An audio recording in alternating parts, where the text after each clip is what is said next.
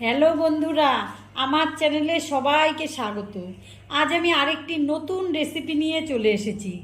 আজ আমি দেখাবো গন্ধরাজ মুরগির মাংসের রেসিপি। তার জন্য আমি চিকেন নিয়েছি, আর মশলা নিয়েছি কাঁচা লঙ্কা বাটা, রসুন বাটা, গোলমরিচের গুঁড়ো, আদা বাটা, ধনে বাটা, জিরে গুঁড়ো, টক দই, আর নিয়েছি লবণ, কুচনো পেঁয়াজ, গন্ধরাজ লেবু।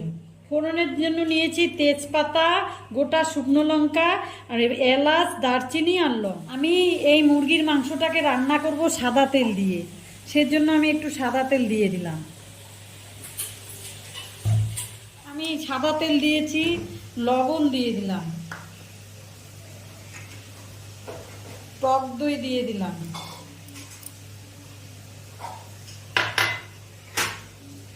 কাঁচা লঙ্কা বাটা দিলাম,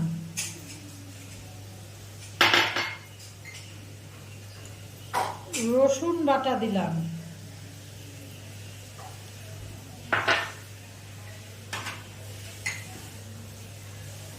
আদা বাটা দিলাম, আর ধনে বাটা দিলাম, জিরে গুঁড়ো,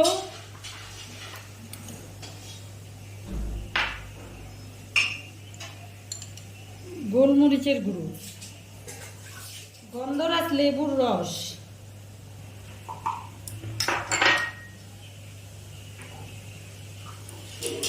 আর অল্প গন্ধরাজ লেবুর খোসা দিব, যাতে সাদাটা না হয়, শুধু সবুজ রঙেরটা।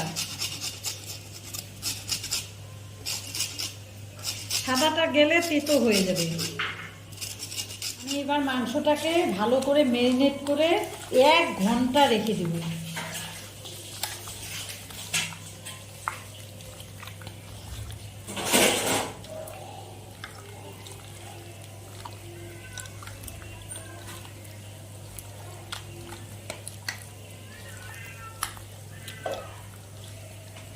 এটাকে 1 ঘন্টা ঢেকে রেখে দেব। গ্যাসের উপর কড়াই বসিয়ে দিয়েছিলাম আগে থেকে। এবার কড়াইটা আমার গরম হয়ে গেছে, সাদা তেলেই মাংসটা আমি রান্না করব, জন্য সাদা তেল দিয়ে দিলাম।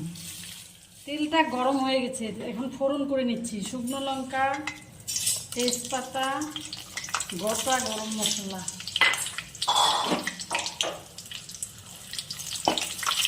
পেঁয়াজটাকে আমি লাল করে ভেজে নেব।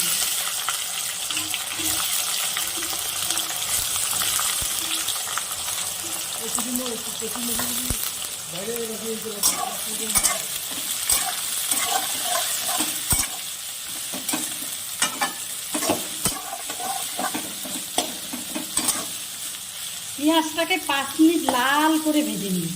পেঁয়াজটা লাল করে ভেজে নিয়েছি। এবার চিকেনটা দিয়ে দিব। ম্যারিনেট করে রাখা 1 ঘন্টা ম্যারিনেট করে রেখেছিলাম মুরগির মাংসটা গন্ধরাজ লেবু দিয়ে, তো এখন দিয়ে দিচ্ছি।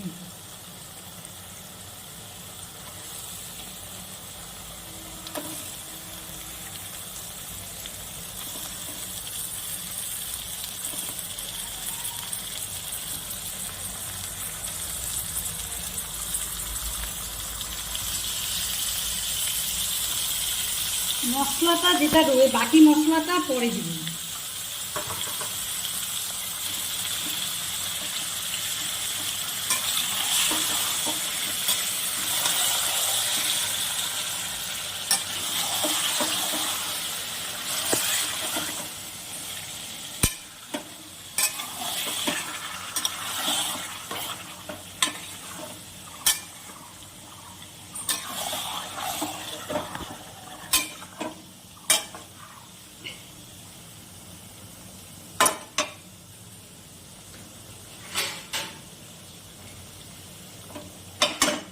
এটাকে এখন 10 মিনিট ঢেকে দিব। 10 মিনিট পরে ঢাকনাটাকে খুলে নিচ্ছি।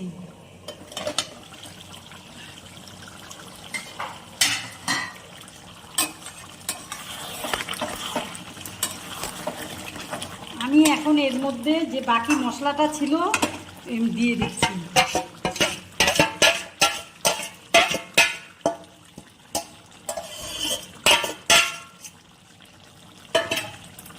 দিয়ে একটু ভালো করে কষিয়ে নেব।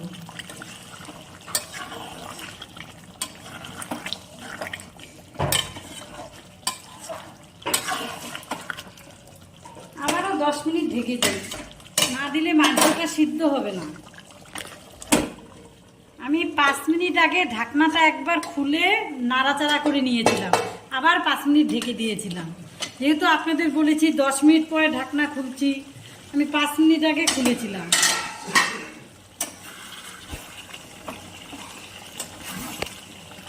এবার আমি এখানে কয়েকটা চেরা কাঁচা লঙ্কা দিয়ে দেব।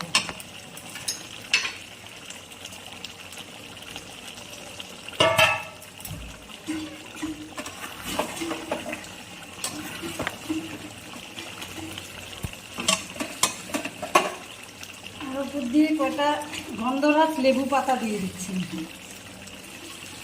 আর 2-3 টুকরো গন্ধরাজ লেবু দিয়ে এবার আমার এই চিকেনটা হয়ে গেছে। গন্ধরাজ মুরগির রেসিপি আমার হয়ে গেল। দেখেন, দেখতেও যেরকম সুন্দর হয়েছে, খেতেও ওরকম লাগবে।